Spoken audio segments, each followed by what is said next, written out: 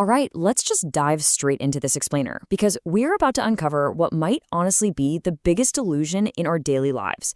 Every single time you tap your card, take out a mortgage, or even just check your bank balance, you're participating in a system that most of us, frankly, completely misunderstand. We're going to look closely at a fascinating documentary that attempts to answer one fundamental question. Where does money actually come from? Seriously, take a second here. Do you actually know where money comes from? I mean, most of us just assume the government simply prints all the money we used.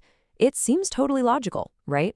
We pay our taxes to them, they manage the economy, they control the mint. But as the source material argues, the actual answer is completely different than what we've been taught, and it fundamentally changes how you view the economy and really the world around you. Well, here is the absolutely startling reality the data reveals. Looking at UK numbers, a mere 3% of the money supply is physical cash, the actual coins and notes created by the state. The other 97%? The documentary explains it is just digital debt, created out of literal thin air by private commercial banks. Now, this revelation completely shatters what we can call the piggy bank myth. We all grew up with this really comforting idea that our deposits sit safely in a bank vault waiting for us, or that banks simply act as middlemen, lending out grandma's savings to new homebuyers. But the reality? It's essentially an accounting trick. When you take out a loan, the bank isn't giving you someone else's money. They simply type new numbers into a computer system. They literally invent liabilities to create new money as debt. Now, you might be thinking, come on, is this some internet conspiracy theory? But the documentary stresses that it is absolutely not. Even the highest financial authorities openly acknowledge this systemic reality. Paul Tucker, the former deputy governor of the Bank of England, said it point blank, when banks make loans, they create additional deposits for those that have borrowed the money. It is not hidden at all. It is right out in the open. Private banks create the vast majority of our modern money supply. Section 1. How we got here from gold to fiat. So we didn't always operate this way. In the UK, the government actually tried to take back control of money creation from private banks with the Bank Charter Act in 1844, heavily restricting who could print paper notes. But the legislation completely failed to anticipate the invention of electronic banking. As technology advanced, banks found brand new ways to create credit entirely outside of physical paper. Fast forward through the 1944 Bretton Woods Agreement, which temporarily pegged global currencies to the US dollar and gold, and eventually, we arrive at 1971, when President Nixon ended the gold standard entirely. And boom, that marks the beginning of the pure fiat era we live in today. And that brings us to fiat money. Fiat is a medium of exchange backed by absolutely nothing physical. No gold, no silver, no tangible assets locked in some vaults. It is based purely on confidence. It's actually fascinating when you realize the word credit comes from the Latin credere, which literally means to believe. Our entire modern financial system operates simply because we collectively believe in the value of these glowing digital numbers on our screens. If that belief vanishes, the value vanishes right along with it. Moving on to Section 2, the mechanics of the closed loop. So how exactly do these banks actually move this digital money around when you do something totally mundane, like buy a house or pay your electric bill? Well, they do it through a highly exclusive closed loop. When you initiate a transfer, your bank doesn't actually send your specific digital money to another bank. Instead, banks settle payments with each other using a special electronic cash called central bank reserves. You and I can literally never access these reserves. It's a VIP system just for the banks, giving them immense structural power over exactly how capital flows through society.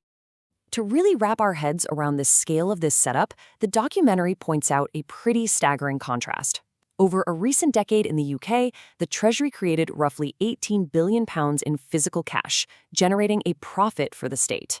Meanwhile, commercial banks created a massive £1.2 trillion in digital money, keeping all the interest as profit for themselves. Which leads us to this wild ratio. Back in 1982, the ratio of physical cash to bank deposits was 1 to 12.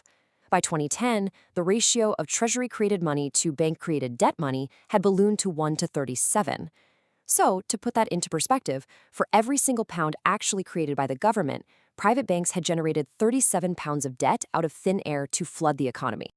Section 3. Inflation, bubbles, and the cost to you. Look, this massive money creation isn't just some abstract economic theory. It directly hits your daily life and the broader economy.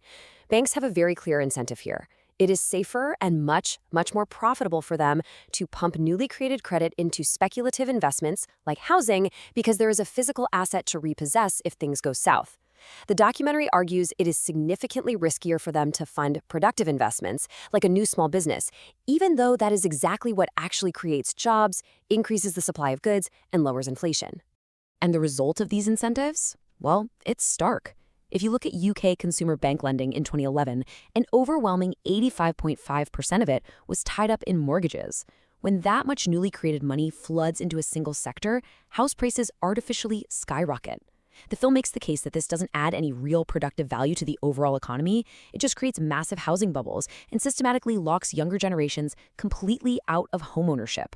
Because our entire system basically requires us to go into debt just to have a functioning economy with money in circulation, we get locked into this relentless boom and bust cycle. Think about it.